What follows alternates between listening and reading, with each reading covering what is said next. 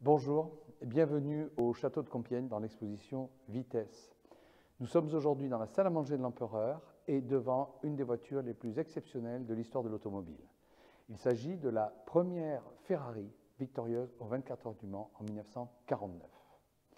C'est à bord de cette voiture, cette barquette 166 mm, que Luigi Chinetti remportera cette victoire en tenant le volant durant 23 heures.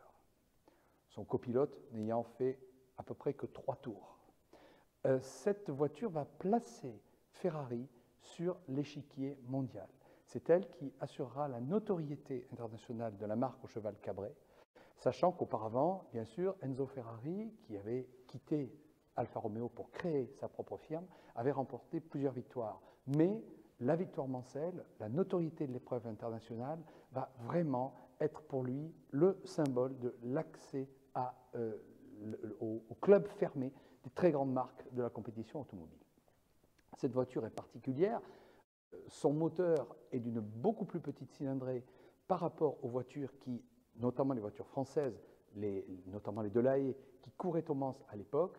Et lorsqu'elle a remporté la victoire, ce fut une surprise pour absolument tous les participants. Elle a une particularité, plusieurs particularités techniques, mais notamment son châssis, qui est un châssis tubulaire qui forme un véritable treillis sur lequel la carrosserie en aluminium a été martelée.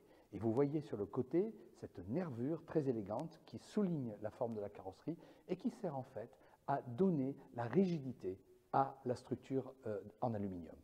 Et c'est une barquette, comme son nom l'indique, donc elle est comme une petite barque, c'est-à-dire que le pilote est à ciel ouvert.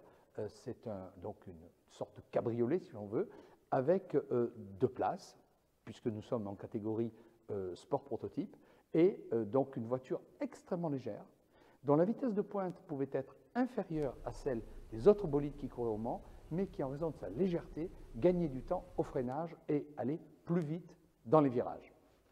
À bientôt au château de Compiègne.